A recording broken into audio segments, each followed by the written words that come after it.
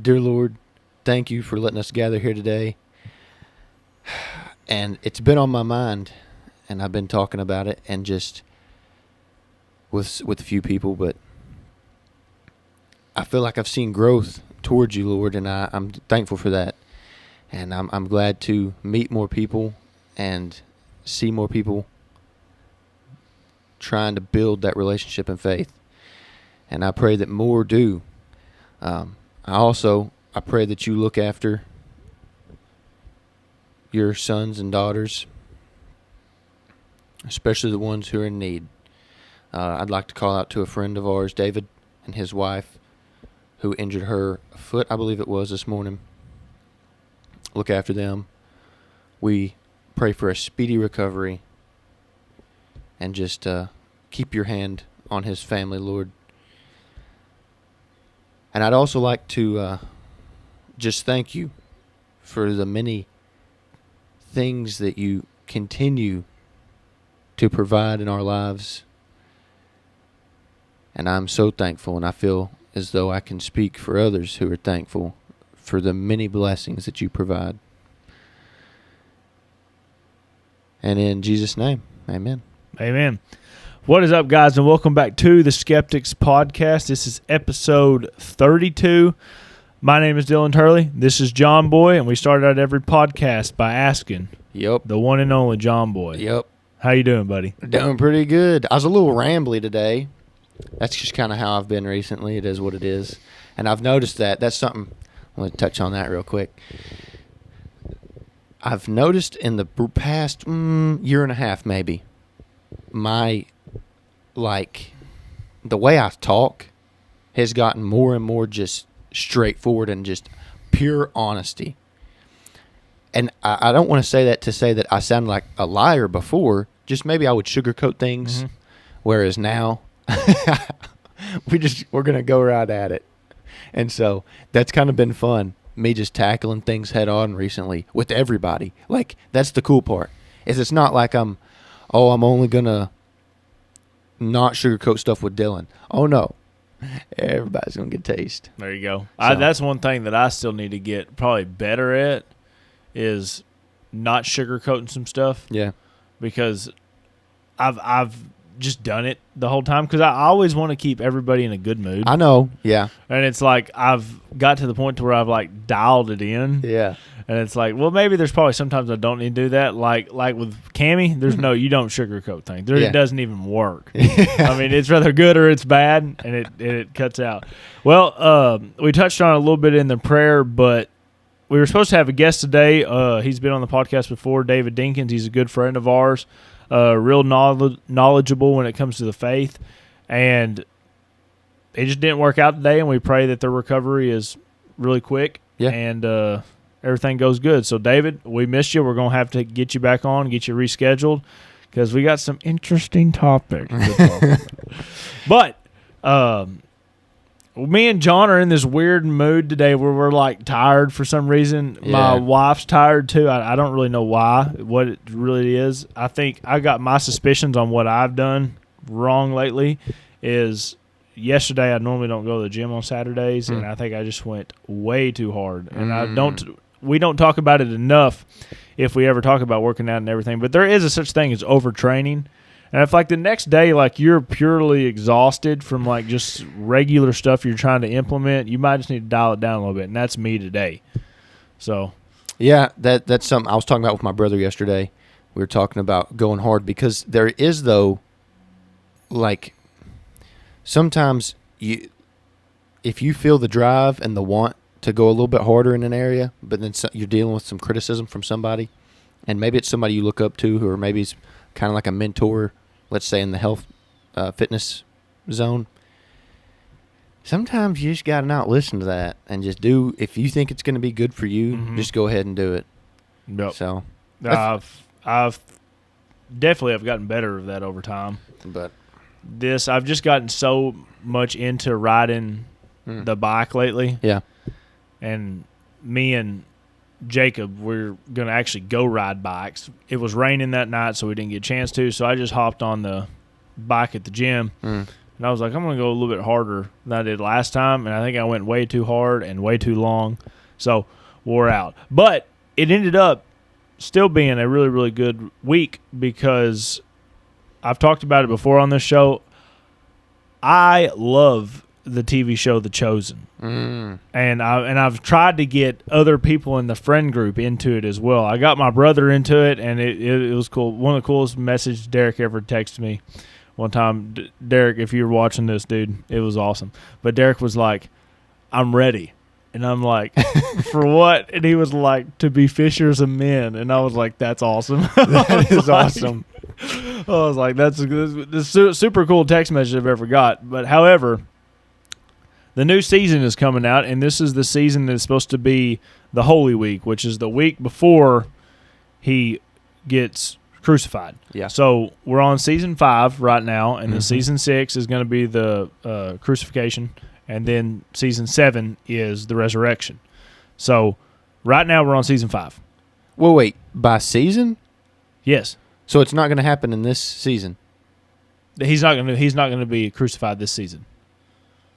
This season 5, from my understanding, I'm actually amazed that it's. I didn't know that. Like that they're able to stretch it out for more time. Oh yeah, because normally it's so condensed in like the movie tellings and stuff. Yeah, yeah. So this season 5, from my understanding, listening to the director talk about it, and Jonathan Rumi, the guy that plays Jesus, is season 5 is strictly Holy Week. And then season 6 is the cross. Yeah. And then season 7 is him coming back and everything. And then after that, it's done.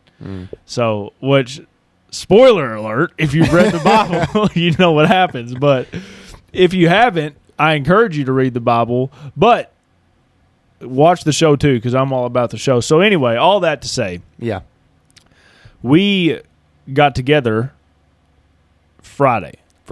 I think it was. Yes. And it was a crazy experience from the show to the atmosphere in the movie theater. If you can't see my face right now, I'm making a face. to after brother the fact. So I don't know, John Boy, if you were caught up to the season 5, but what did you think about going and watch it in the movie theaters? I think watching the movie theater, man, well, so there's two pieces, really. One, there was a different energy. That's the only word I've got. So, that's the best I can do for the describing of it. There was a different level of energy watching it with, for the best term I think I come up with, my brethren on my sides, right? And then other people who are like-minded to be in the room. There's an energy about it to know that we're all here to watch this portrayal of for us, absolutely monumental event. Yeah, for sure. And so in that aspect, I thought it was just fantastic. I was like, dude, this is so hype. Yeah. I'm glad I'm here with my boys. Yeah. And so that aspect was really, really good. The community aspect, and I think it helps to remind me, and I've been troubled with coming up with a way to figure out some of these ideas I've got, but that's a really crucial piece, I think, is that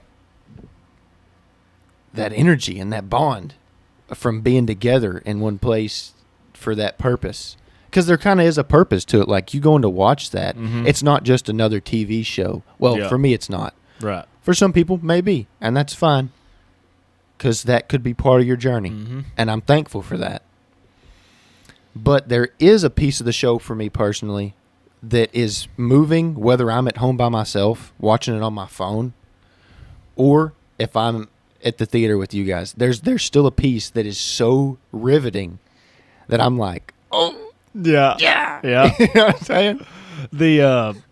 It was definitely one of the coolest, and I'm a big movie guy. If you guys have not known that, I'm not just talking about The Chosen. I go to the movie theater by myself. I love the movies.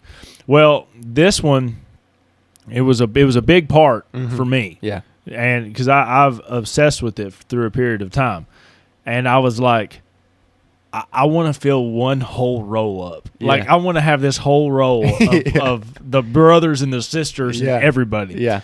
And if I would have pushed harder, I probably could have got like a little bit more people, because my grandma texted me a couple days ago asking if I already went to see it. And I was like, I'll go see it again. I was like, no problem. Yeah. But she loves all the friend group as well, so she would have definitely came. It would have been awesome. But these episodes had a different weight to them than most of them. And I'm not even talking about just from the show. I'm talking about the environment that we were in. Like, whether you want to call it the devil or just somebody did not remember to turn the AC on in the building. My gosh. I don't know if I'd go as far as call it the devil's Right. work. That's why I said it. That's why I said it's the AC in the building. Hey, you know what was cool? Not one person left. No, but I will say it was hot. So, yeah, this part. So all this is season 5 broke up into 3 different parts, and they're showing it in the movie theaters. This was the first 2 episodes. Yeah. About 30 minutes in the first episode, we were like, dude, we are sweating in this place. And, I mean, I just had a T-shirt on. Yeah. And, I mean, and jeans. Yeah. And my back was sticking to the leather. And poor boss, he was wearing shorts. His legs were sticking to the leather. I know if you're wearing shorts and you're hot. Woo. Oh, I know. Well, and that's what's funny. Like, I wore a jacket in because I thought, well, I'll layer up. Normally they got the AC cranked, and then if I need to, I can shed this. Brother, was I wrong? Yeah, that's why I was making the face a minute ago. My goodness. And it's first. It's like you think there's a spiritual aspect to it. Like, I'm sitting there and I'm like, this episode must be heavy because I'm getting hot. Right? Yeah, you're getting worked up. You're like, oh my gosh. And then you just realize, no, it's hot. No, it's hot here. And so, anyway, we had to go up to the front and tell the guy to drop the temp down. Woo. Let alone did we know we had the heat on instead of the AC. Yeah, it wasn't just hot. The heat was blowing. And we're baking in this place. So, but I like to say this. Shout out to the whole crew because everybody stuck through it. Yeah.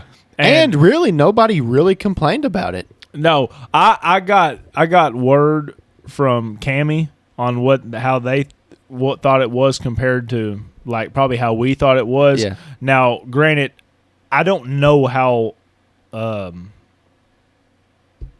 well versed they were with the other episodes, let alone like actually reading the Gospels and seeing the stories. Yeah. I don't really know. Yeah. So they have, if they haven't watched it, they haven't got to build the connection. And it's even if you haven't watched the show, like you have a connection with him reading the Bible. Yeah. That you are good at reading the Bible. Yeah. And that's something I wish I was as good as you are. Well, this I've watched it's like from the beginning multiple times. So it's like even when like Jonathan Rumi comes out on screen, like I can tell he's so good at telling the emotions just through his eyes. He don't even have to say anything. Yeah. And that's good acting on top of that as well. Oh, yeah. But one of the coolest things about not completely jumping away from this, but I put out in the group chat today, and dude, it got me. I don't know if you read the group chat, but I asked I said, hey, part 2 is coming up this Friday for The Chosen. If anybody wants to come, let me know. And I was slightly a bit worried. Not that I'm worried about their salvation and all that stuff, but like you said, it's cool to sit with your brothers and sisters in something that's so powerful, especially if you all believe in it. Yes. And I put in the group chat, hey, if anybody wants to come, let me know. And I kind of thought, especially for the girls, I was like, maybe the heat might have been so much that it just made it completely unenjoyable. Yeah. The whole experience. The whole thing. Because, like I said, I don't know if they've watched previous episodes, if they've ever read John or Peter or anything, Matthew. So I didn't know. And the first person to text back and say, sign me up, was Christina. I did see that. And I was like, that's freaking awesome. Yeah. Because I was sitting here thinking, it's definitely going to be one of the dudes. Yeah. Because at the end of the day, the dudes get to hang out with the dudes. I almost messaged back quick, but like I said, I have to check my calendar. I've got some busy schedule. Right, but Christina said it, dude, and I was just like, I was glad to see it. I know it's the sickest thing ever. Yeah. Like I said, this is nothing on anybody's faith whatsoever. No. I know as a friend group, we all have the strong faith. Yes. But I really didn't think it was going to be one of the girls that was going to be Pipe like, up first. hey, Yeah. sign me up for that stuff. Hey. And I was like, but the coolest thing, another one of the coolest things about it is I should have known this before, because I was talking to Boss, and Christina like stuck her head over so she could talk with us, and she had the biggest smile on her face in the world. Like, I don't know if I've ever seen a bigger smile on her face, and it was hard as balls. Like, and we're over here sweating and we're laughing at everything, and I was like, dude, this is what it's about. Yeah. Right here. I was like, because hopefully, like, they're feeling something like we are, because me and you watch an episode and we cry normally one part in every episode. Gets me. And I don't know if I actually did in these last 2 episodes, but honestly, it was probably because it was so hot. I'll admit I did. Yeah. So I mean, it was, and there was moments where I had to go tell the dude the thing, but you told me that probably wasn't really that big. No, it wasn't. It was just two stuff. guys talking. But yeah, just some dialogue.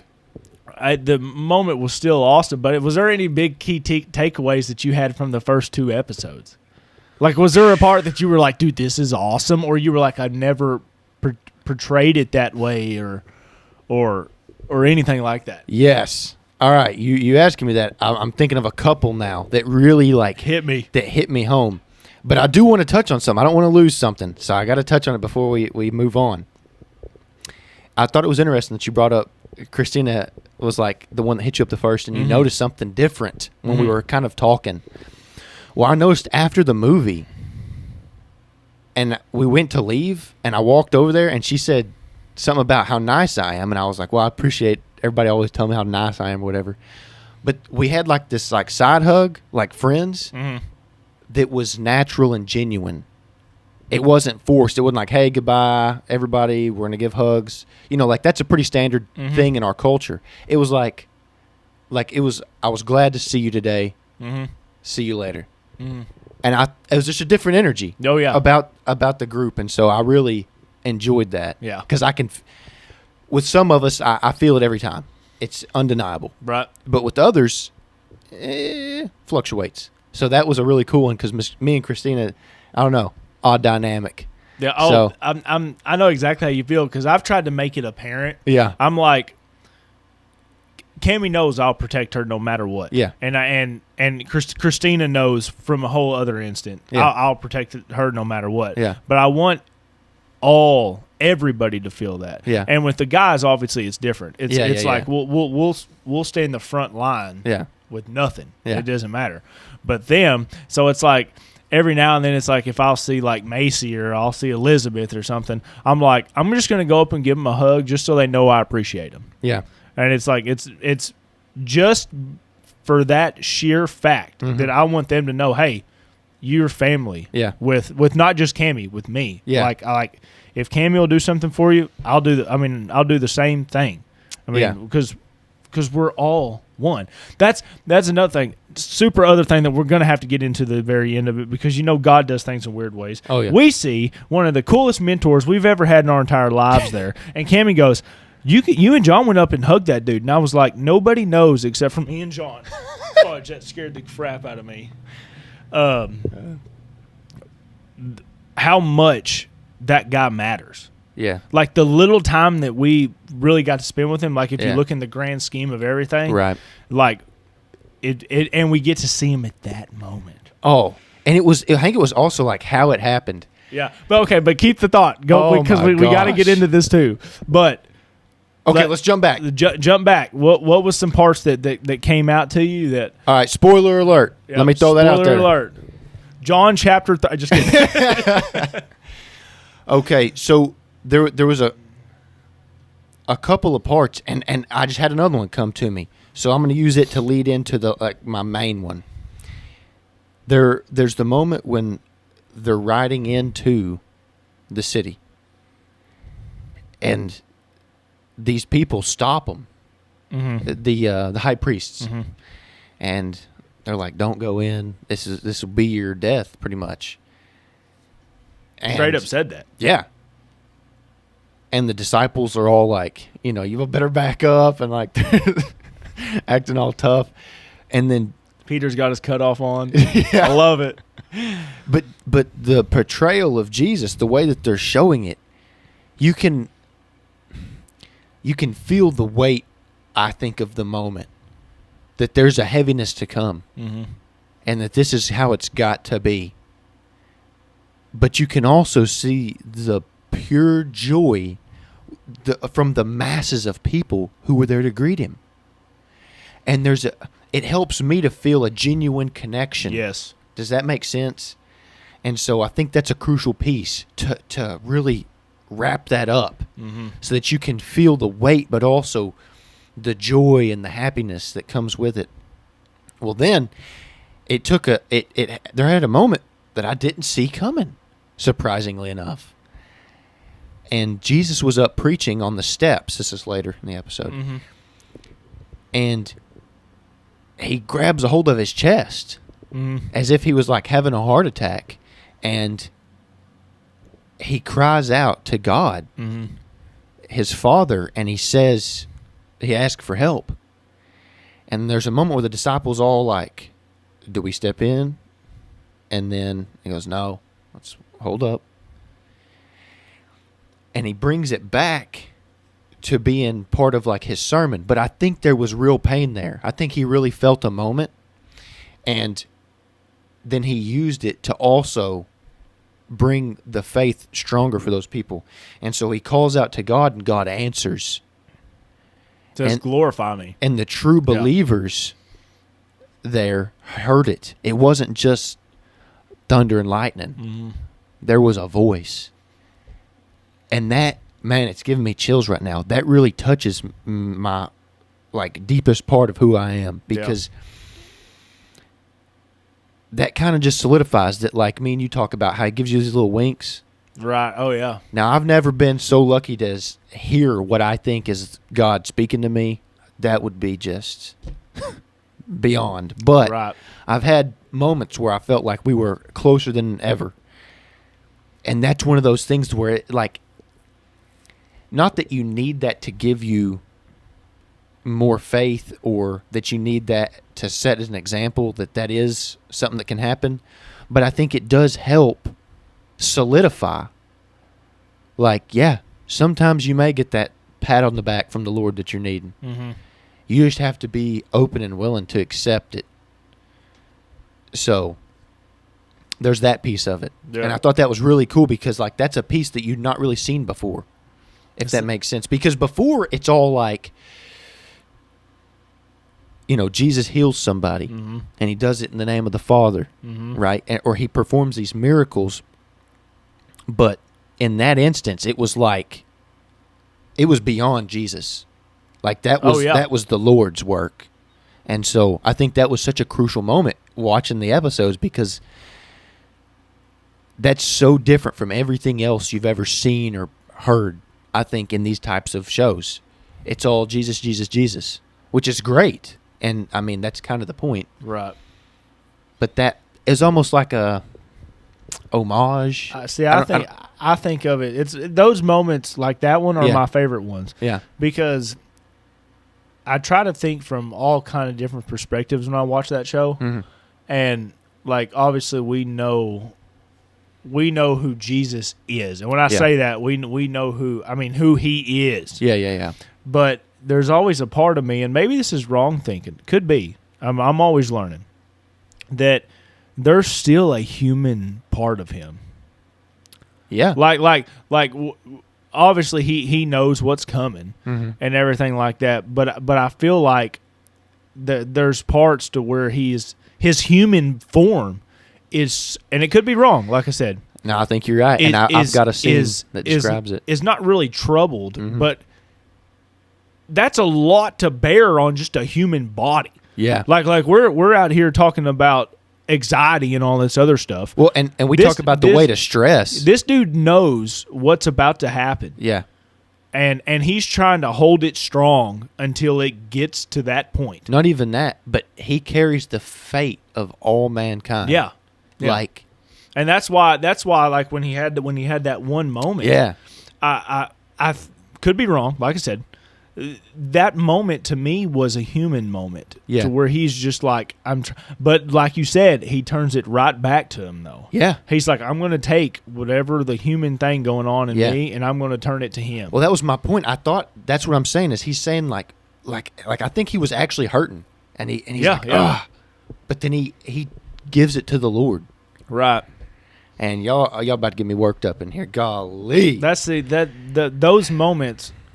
And maybe I'm, like I said, once again, maybe I'm focusing too much on one thing. Yeah. But it's like, anytime I see him, the reason why I get emotional is I sit there and think about it, I'm like, man, like there's part of him that's like, dude, I really just don't want to go. Well, it's like I made friends with all these people, and I was like, and I'm about to lose. I'm about to freaking cry now.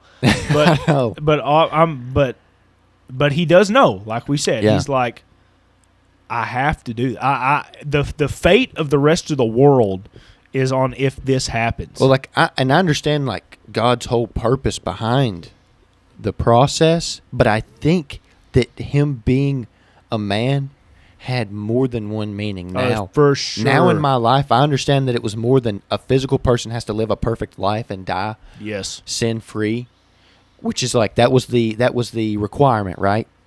And so I understand that had to be done, but there's another aspect that he's setting an example. He was just like me and you. Yeah. Well. Yeah. No. He. I know what you mean. He had to eat and drink and walk and everything. And he had a mom and everything, and so that was a crucial part that I was just thinking about. And it gets to me like he tells one of the disciples, I can't remember now, but he says to take his Ema. That's John and James's dad. Oh, was his dad? Yes, okay. Yeah. See, I'm not as up on it on the show. And then that's no discredit to you because they have changed disciple actors as the season goes. Rather, I think one guy ended up getting COVID at one time, so he didn't come back, and they replaced him. But if I remember correctly, that's James and John's dad. Okay. But so he tells him to take his mom back to Lazarus's house? Yes. And so he says to take my Ema away because he knows what he has to do next. Right. And he knows what that's going to bring. And he doesn't want her there for that. Mm-hmm. And that's a very human aspect. Because if it was just matter of fact, like here's what I've got to do because the next events I know that are going to occur then it's no big deal. But he still, and I think he even says it in the show, like he has love for her. Oh yeah, for sure. Because she has cared for him, and so that's a very human thing. That's a very like human bond between the child and the mom. Yeah. So I see it. I was thinking the same thing you were talking about when the high priests are like trying to actually stop him. Mm-hmm. Now, whether they were trying to stop him for the right reason, we don't know yet. We know that one guy believes in him, but I can't think of his name. I can't either because I keep thinking of the other rabbi guy. I keep thinking of Shmuel. Shmuel, but it ain't Shmuel. But it's not him. No. But I was just like, I was sitting there thinking just imagine being the point of view from like one of the guys in the crowds, like you're seeing Jesus, brother. Like you are seeing like him come over the thing on the donkey. It's getting me worked up because that's what I think about that a lot. Yeah. I couldn't imagine. And that's why it was whenever they were at the table at the Last Supper, that's when it was like, it was really killing me watching it because it's like, I can't say that I could do any better than his disciples. Right. And so, because even Peter was saying, dude, I'm following you to the end. That's my point, though, to think about that, to know Christ, to know him as a man, not as I know him today, but as he was when he was here. And then to tell him, like, dude, I've got your back. And he goes, but you're going to. But there's going to be a moment where you don't. Yeah. I couldn't imagine the weight that has. I know. To hear it from his mouth. Right. You know what I mean? Right. But hey, obviously every person, it's just a human aspect. Yeah. That if you hear something good and you hear something bad, you focus on that bad thing. That's just what every human does. Yeah. But the one part that makes me like it was hopeful is he says, he was like, there will be a period where none of you guys will. Yeah. He goes, but after I come back, you will. Yeah. And that just goes to show that God knows it. Like he knows everything in a way that we'll never be able to understand, because we'll try to break it down as in like, oh, we have free will. He don't know if I do this or this or this or that. And I was like, I can't imagine being Jesus and you looking at a guy and you're like, I know he'll never follow me. Because that's wild. And now you're looking at one of your best disciples, Peter. I don't think if you're Jesus, that's. I think it is possible for anybody to follow him, if he gets to have that true interaction. Right. No, I agree with you. But I do see what you're saying though, like, because if he knows all, yeah, and he knows somebody will never, like, they're never going to even try to put forth that. Like, I'm going to keep showing them, and it just and they may think about him. I'm sure every person in the world thinks about Jesus at one time. I mean, I'd be curious on that. I don't know about that. Unless you're somebody that's just never heard of him. That's what I'm thinking. There may be some places out there that don't know, like ever. Yeah. But I'm sure, like, most people, or I'm not gonna say most people, a lot of people, it seems like, especially in the movies, which we all know is fake to a certain degree. Not this movie, but like they'll come to Jesus like at like the ending of their life. Mm-hmm. Or like if they lose a loved one or something, and that's like their moment to where it's like they come. But it's cool that he could look at Peter and be like, "Brother, you're gonna deny me 3 times, yeah, but after that you're gonna come back." Yeah, that's wild to say. Well, but man, I think that even goes to show, if Peter himself will deny Jesus 3 times, because I would think that's like a negative against you. Oh, yeah. To deny Jesus Christ. Yep. But to do that and still you get that salvation. And so that's where I think it is beautiful, and there is true salvation, and it is, yeah, you know what? And maybe it's not as fair as some people think, but I don't look at it in a way of fair and not fair. Okay? Think about this. Think about somebody who lives a life that's not, it's okay, but it's not great. Or they live one that's good, but it's not great. Mm-hmm. Or you live a life of torment, but it looks great, right? So let's say you have all the cars, you have a huge house, you have a family, blah, blah, blah, blah, blah. But you feel like there's something missing. And then right there at your deathbed, or you lose it all. And then that's when you find him. He's still glad that you found him. Oh, yeah, for sure. Even if it took all the way up to the end. Hey, that's one more. Yeah. Even if you did and then you didn't, yeah, and then you do again. Yeah. He's as happy to see you the second time as he is the first time. Think about that. He's as happy to see you the second time as he was the first time. Yeah, exactly. He wants you to come back. But what other parts you got? I'm trying to remember now. There was I know one part for me that I was just waiting on because I was so curious on how they were going to portray it.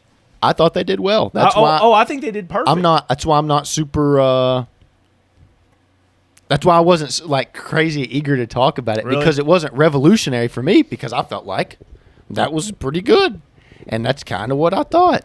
Now I like a little bit more tough love Jesus, as I like to say, but that is what it is. But the scene where he goes into the temple, where the money changers and the people selling goods are, with a whip. Yep. Yeah. Pulls out the 9. Oh, that reminds me of my scene. Okay, I got it back now.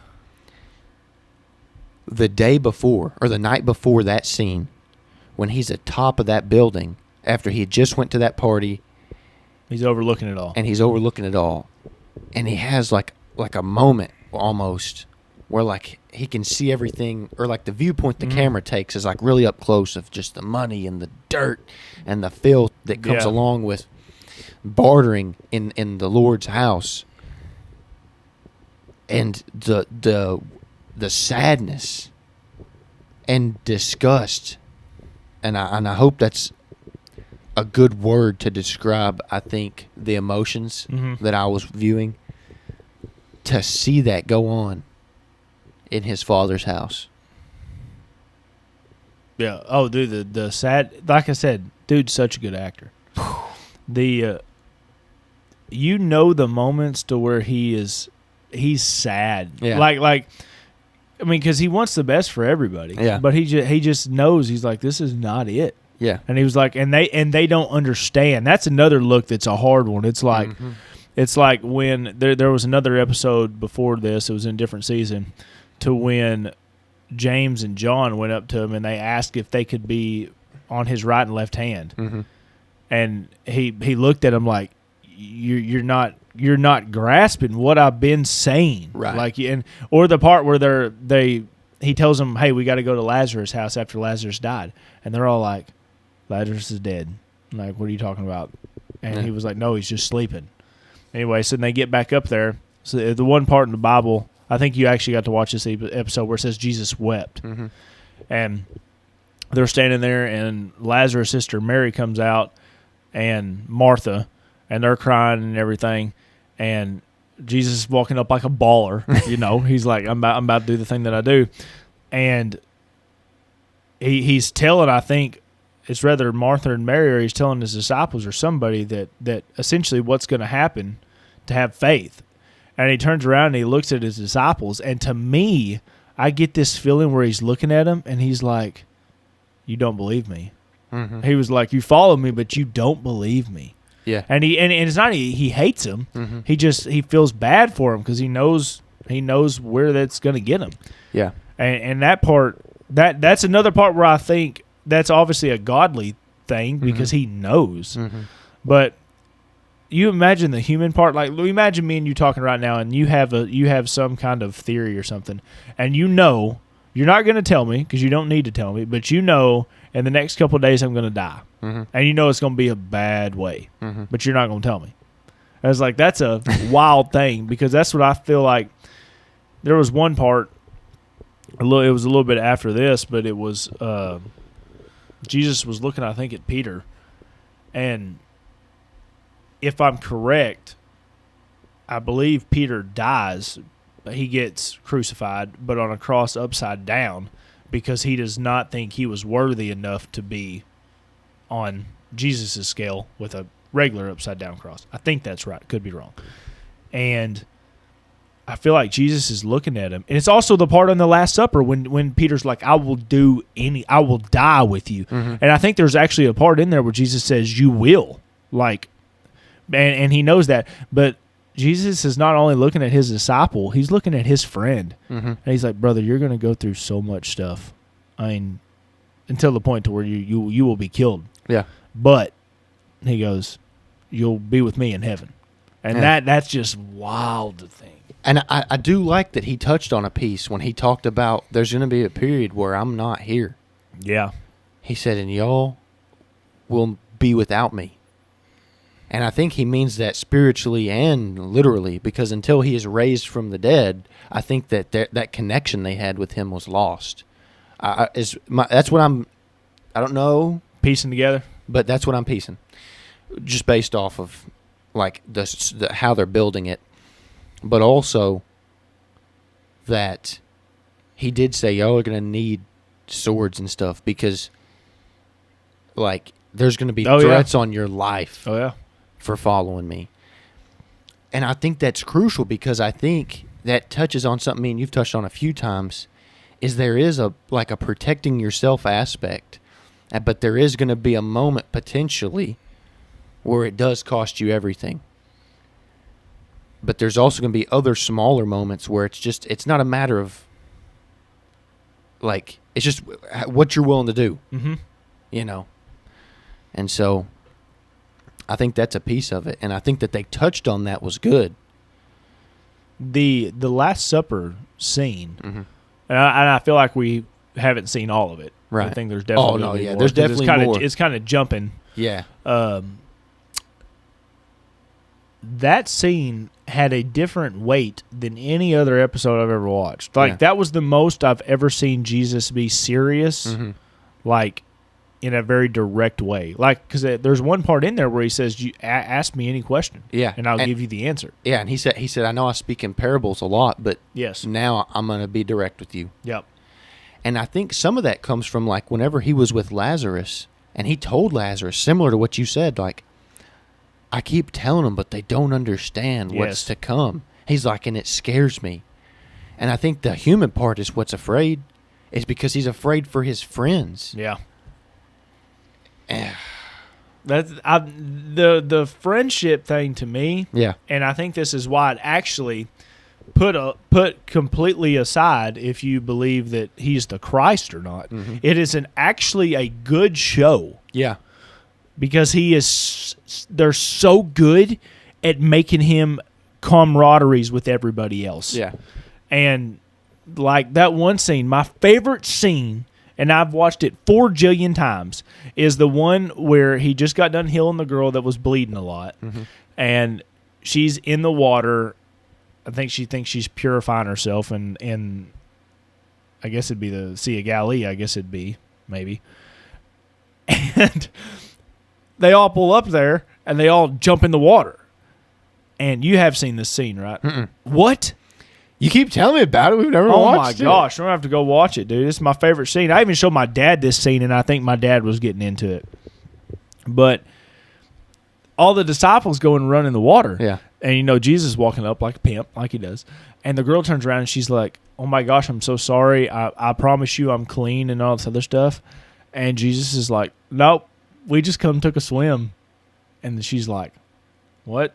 And he's like, yeah. So Jesus runs in the water and is hanging out with the disciples. Yeah. And that part might have never happened. I don't think it says in the Bible Jesus played chicken with his disciples in the water.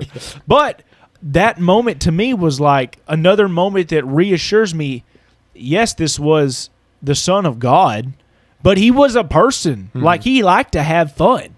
Yeah.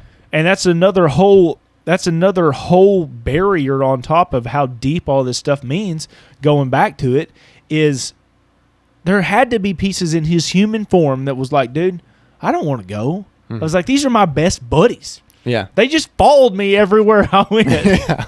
And some of them obviously got problems. Yeah. But that's the real part about it. I know. That's what's real about the whole story, whether you read it or you watch it. Yeah, okay? I know. And that's what is so moving for me, and that's why I try to I've been working on my viewpoints, and that's why I've been so much more, I think, recently with making sure, like, I tell you how it is because I care. And Jesus even, he had people from all walks of life. All walks of life. Because we're all sinners. Oh, yeah. And so that right there is such a vital piece. And like there was a scene whenever they're in the temple and their friends show up. I can't remember. Oh, yes. Yeah, I know what you're talking about. They have to go buy animals for sacrifices. Yes. And I'm just sitting there thinking in my mind, for now, just you wait. Yeah. He's about to erase that. Yeah. And that one guy, somebody caught on to it, remember? They were like, He walked in the spot to where you were supposed to bring the sacrifices. Yeah. Because he is the lamb. Yeah. And I can't remember. I think it was one of the friends that was like. They did notice because it's Mary and. Who was Mary? Who'd she keep talking to? I can't ever remember her name. Starts with an A, I think. No. It was a guy. Real skinny. Oh, John. Was it John? Okay. The disciple? Yeah. Yeah, oh yeah.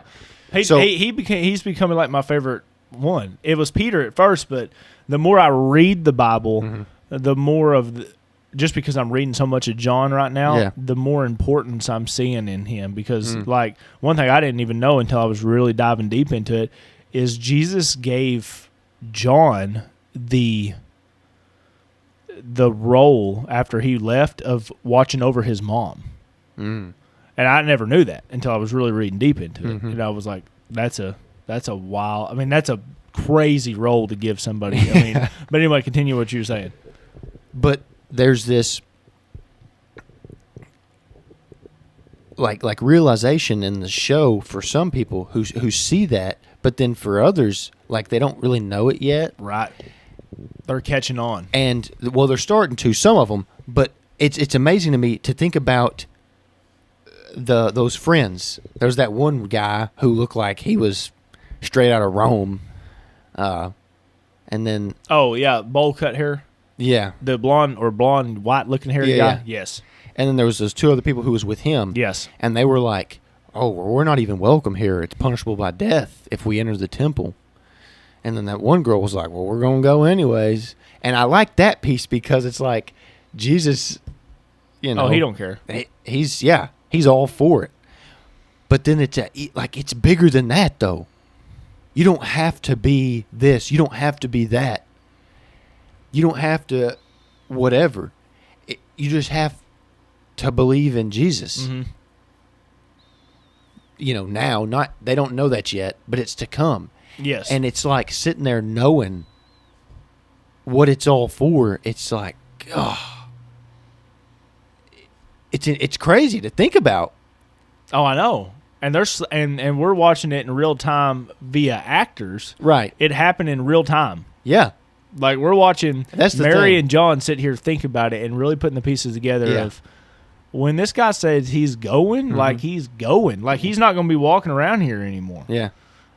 And you know they have no idea that he's coming back. I mean, they're like, when he says that, they're like, is he coming back in spirit form? Or are we going to hear voices? Or what is it? But that was part of the point to the whole Lazarus situation. And he brings Lazarus back, and he's still, even then, because he talked to Lazarus about it. Oh, I he know. said they don't understand. Yeah. He said, and it's I'm Lazarus afraid. didn't even understand. Yeah, and Lazarus said, "You're scaring me with what you're saying." Yeah. And he was like, "You'll see." Yeah. And it's like, I don't know. How could you not see it coming? And I know that's obviously from my standpoint. Right. I know what happens. But it's like, how could you sit there and like he just keeps raising the bar for what's possible Right. until it's like he's gonna just set it. So, you know, and this is a lot easier said than done. Yeah. I mean, because we're sitting here talking about it here in this moment. But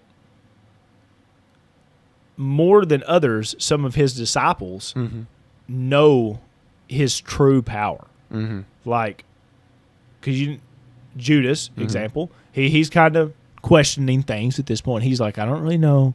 This is the right kind of thing we need to be doing. I think he's the Messiah, but I don't know if this is the right kind of way that we're going. And to the fact that they can even sit there and fathom, they've seen what he's done so far, Yeah. and they're like, I don't even understand how you could fathom it being he's about to die. Like, when somebody comes up to them and says, we're about to, like, why wasn't there one disciple that was, when the guards came up to him, was like, hey, dude, we're about to kill your Messiah. And they're like, you can't. He's God. I ain't worried about it. Because Because the human form. they think of him as And they think of him not only as the Messiah, but that's their friend. Yeah. And that's Mary was there, I'm pretty sure, watching him on the cross. And she's looking at him like, that's the Son of God, but that's my son. That's my son. Are you ready for this? Hit me. Here we go. Just right sucker.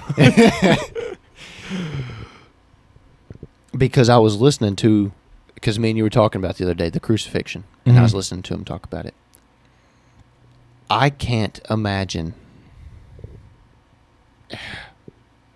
if I was there as a priest, okay, Oh, who shoot. doesn't believe that he is the Messiah, and I am making fun of him while he is dying on the cross.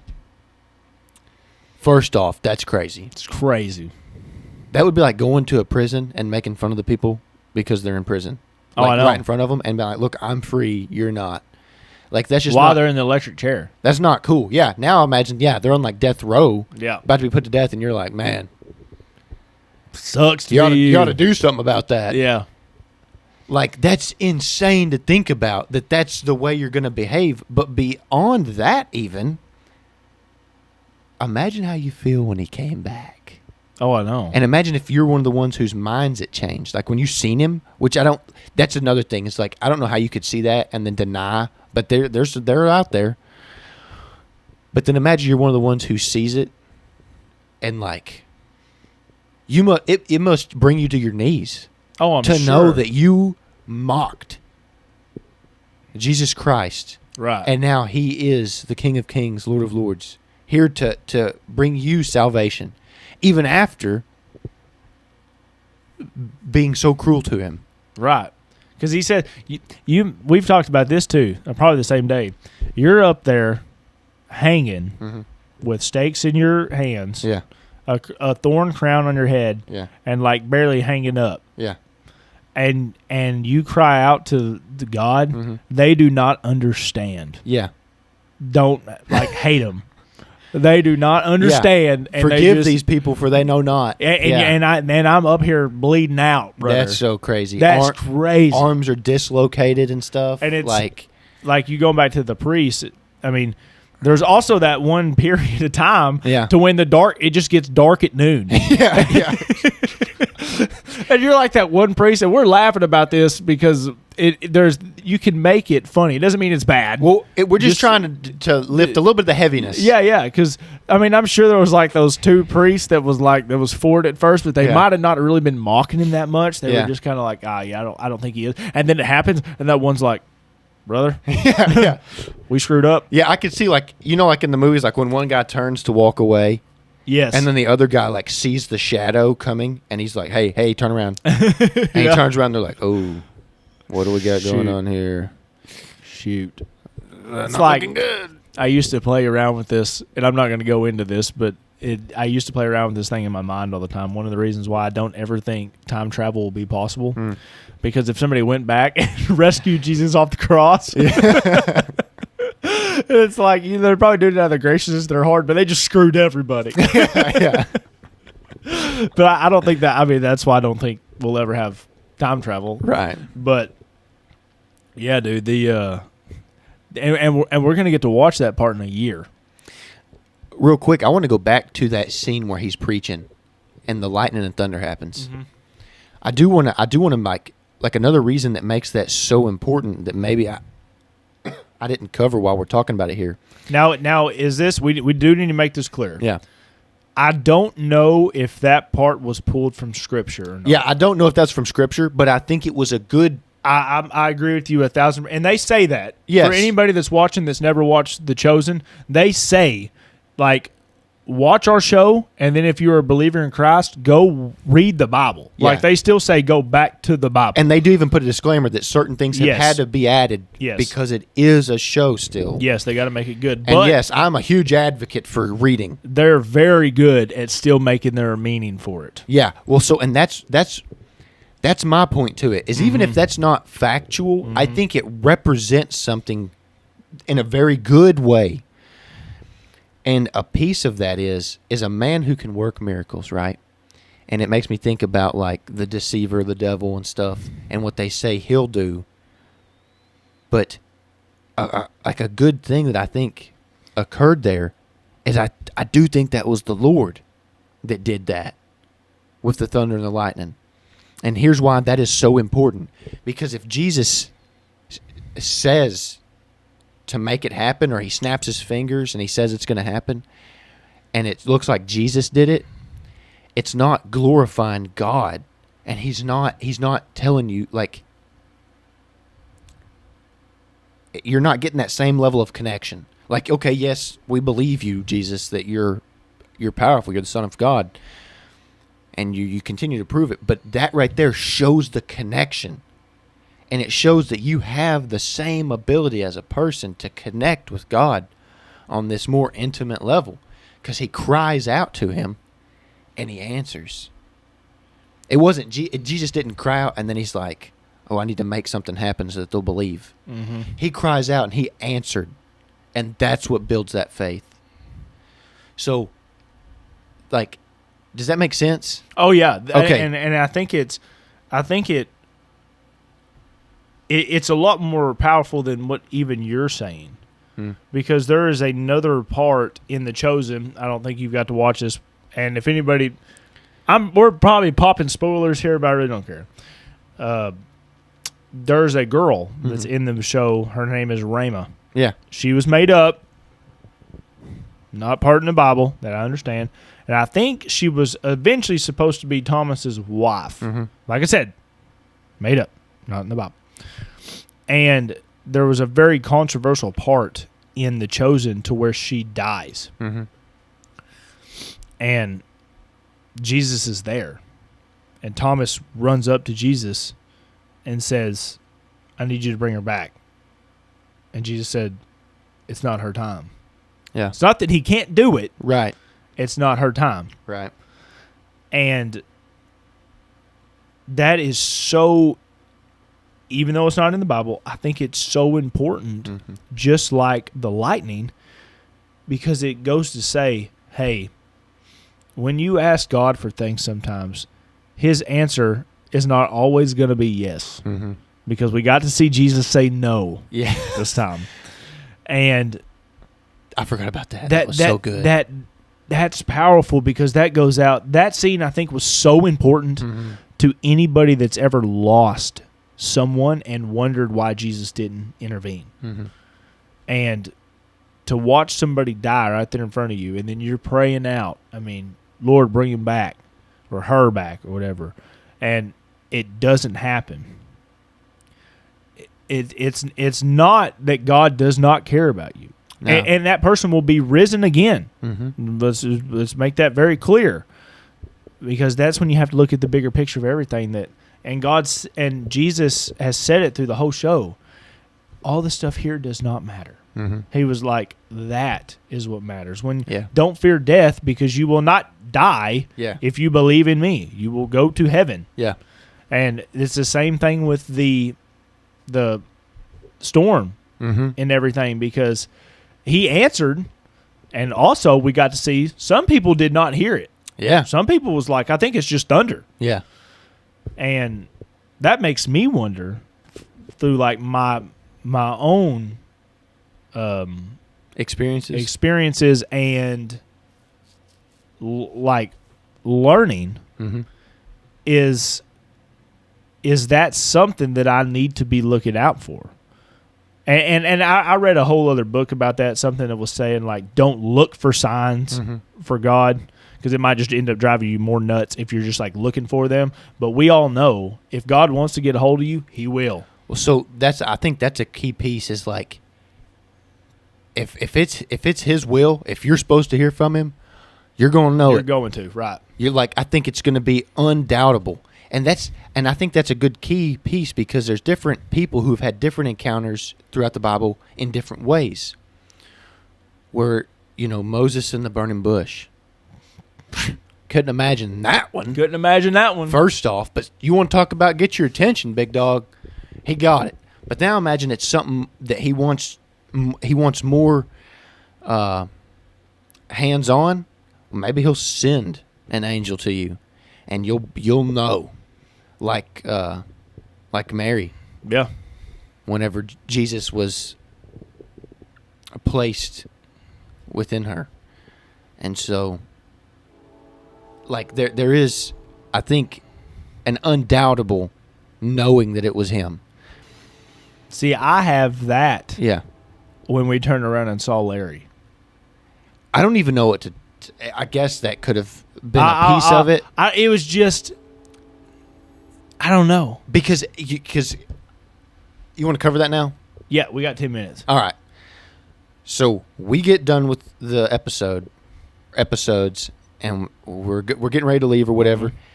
And I don't know when you seen him in conjunction to me. I don't even remember how it exactly happened. I was about to say, I touched your shoulder. I was like, John, okay, look at this guy. See, that's how. Don't even remember that part. Yeah. Yeah. You just I remember now. You told me. Yeah. It was like, hey, look. But as soon my as exact words is, look at this guy. Yeah. And I turn around, and it was like, it just hit me. Oh, I know. And you even hit one of these. And then, like, I can genuinely remember, like, blocking everybody else out. Yeah. Oh, yeah. Same. And I ran over there, almost fell down the stairs. gave the guy a huge hug. He texted me today. Same. I texted him back. Same here. It was just, we didn't even speak at first, but you could feel it. Oh, yeah. And like it was flowing through all of us. And it just, he really has a gravity about him. And some of the stories that we've discussed and some of the scripture and stuff, it just. See, I almost undoubtedly think that it had to be because us or he could have easily just walked out of there. Yeah. Like, not look back, not because he had to look back. Yeah. Like, we might have seen the back of his head or something like that walking in. But the fact that we turned around and I made eye contact with him, and then I hit you and you turned around and made eye contact with him, I'm almost to this point, and I can't get too deep into this because then I'll just start going nuts over it. But it's like those little things like there, those should be moments that I'm like, thank you, Lord, for giving me this. Because I didn't ask for, like, when I walked, hey, I hope I see Larry P when I get in here. Yeah. But that had to happen for some reason. Rather it just, we got joy out of it for that little moment, but I don't know. I think it's something bigger. I don't know what it is, but I think it's something bigger. I don't know what it is yet either. You want me to tell you what I have a theory what it is? Whether it's somebody in our friend group or somebody that's not got to see that interaction with us today, and they were like, those right there, those are the brethren that I want. And to see that in a Jesus film, I don't know. I have a feeling that somebody needed to see that day. And I think something bigger at play may be going on there. But there is also I think we needed it to a certain degree. There was a piece, I agree. There's a personal piece there as well because I felt lighter.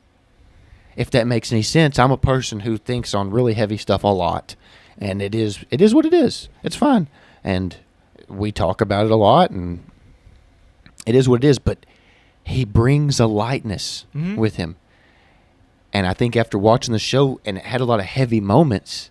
And I'm a person who maybe on my drive home would have had a very heavy drive home and thinking it through it. He brought a certain level of like lightness and relief to like. I think he brought a certain level of Jesus. Yeah. Like when I saw around and when I saw around and turned around and looked at him. Yeah. It was it looked like the same look Jesus gives his disciples when he sees them. You want to know what the word is? Majestic. Joy. He is a majestic cat. Yeah. But I'm going to say joy because Jesus talked about that in those 2 episodes we watched. Yep. And he said, while you're here, it's not about all this other stuff. And you're gonna go through trials and tribulations, and it's going to be hard. But it's about the joy with other people. And that right there sums it up. That was pure joy. And I'm not trying to steal it from you a little bit, but he did tell me that Becky seen us walk in, and she's the one that said, Larry, I think that's John and the guys. And he goes, oh, it is. And so that's crazy. Like when we were walking into the theater. Wow. And so were they in front of us or behind us? They were down in front of us somewhere. So they were already in the actual movie theater. Yeah, they were already in their seats. Gotcha. But it's interesting because I get, as it happens, I get so caught up and I was trying to get up to our seats and whatnot. Normally, I like to think I'm more vigilant and I look around. But I looked around real quick. Everybody seemed like good people. And I got to my seat, right?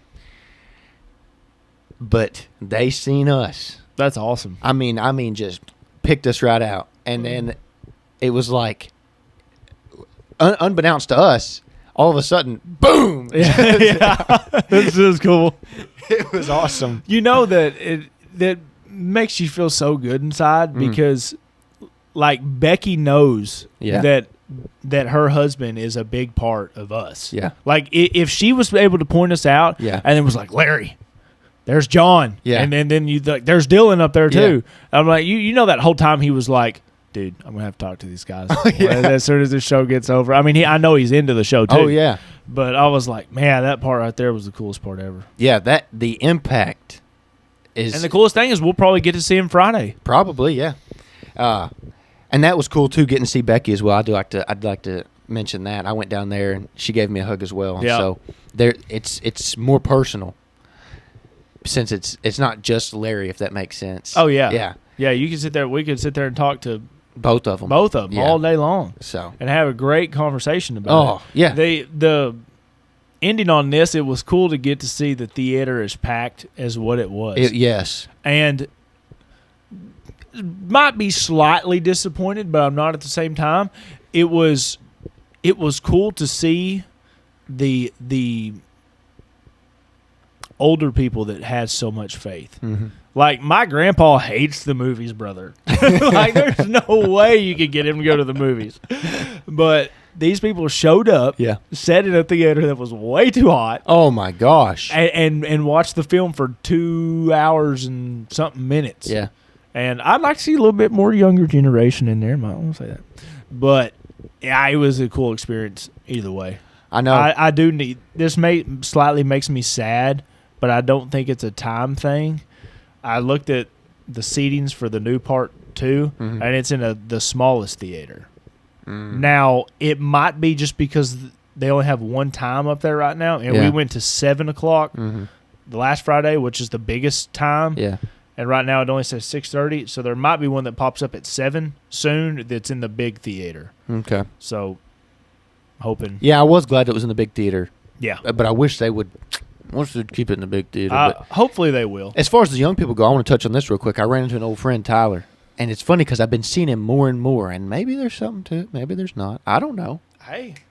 But might have been the guy. Listen to this, though. He pulls up and he says, "Want a race?" No, that would have been hilarious. But he's like, "Hey, how's it going?" I'm like, "Good, blah, blah, blah."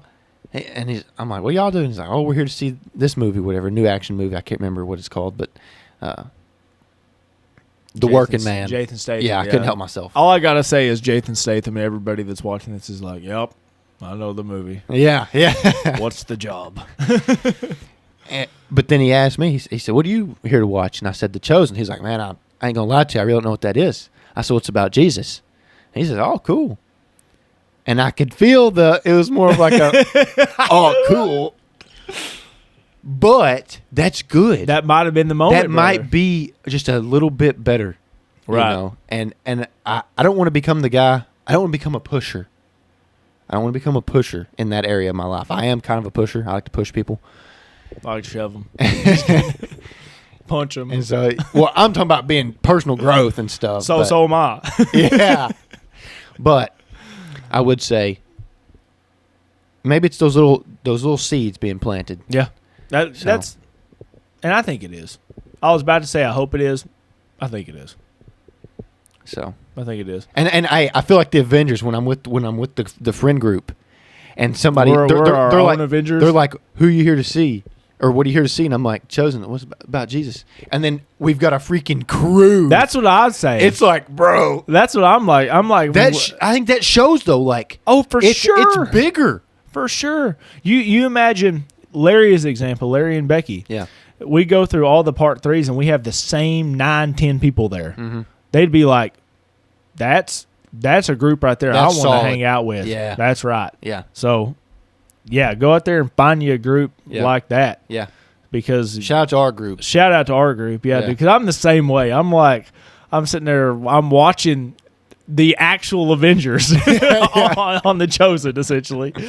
And there'll be a moment, and before anybody beats me up, it's all glory to God here. Well, I'm no means bragging or anything like that, but I can look down and I can look at us and I'm like, this is it.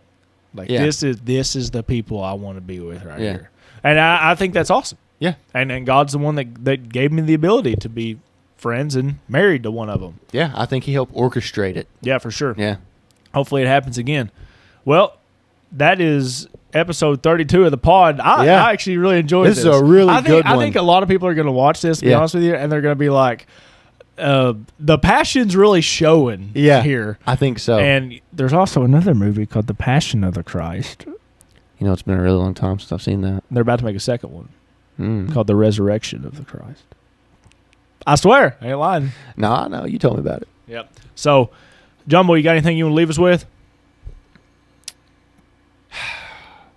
Go out there and find joy in the world and bring joy to other people, because that's the real way it's going to happen. I mean, through Christ, really. But find you a Larry P. Oh man, Find if you could, a yes. Larry P. Or find you a Dylan Turley. How about that? Find you a John Reeves. This dude's been teaching me stuff for the last week on all kind of different things. So definitely find people that find your group. You know what I'm saying? Find your clan. Skeptical. We gotta bring that back. Yeah. Sheesh. But that was we had a great time. Yeah. And I hope if anybody has heard about it or you're just interested in it, I guarantee it's in a movie theater somewhere close to you. And go get 2 or 3 of your buddies and go watch it, because in the end, even if you're not a believer in Jesus, it's a good show. And I want to say this: if you can't afford to go to the movies, isn't it fun? Is it not free to watch online, on a phone? It will be in the next 2 months, I think. Right. No, but I mean the show as a whole. Oh so yeah, the whole show's free. If you've not seen The Chosen, you can Google it and watch that. Yeah. I know some people have. The whole show's free. Whether it's a financial situation or whether it's just your time. Whether you're busy, you have a family, or you have work, or whatever it might be. If you want to watch it, it's free. You don't have to pay for it, first off. And second off, you can watch it on your phone. So yeah, we're not even sponsored by The Chosen either. Just Jesus Christ. Not The Chosen exactly. But you can go to thechosen.com, yes. or there's an app that you can get on smart TVs and your phone. How are you watching? Amazon? Amazon, yeah. Okay, it's also on Amazon. You do have to pay for Amazon. Yeah. I think. Yes. Okay. But you can get it for free on The Chosen app. Yeah, I was watching it for free at first. Okay. So. All right. Well, guys, this has been Skeptics Podcast episode 32, and we are out of here. Later.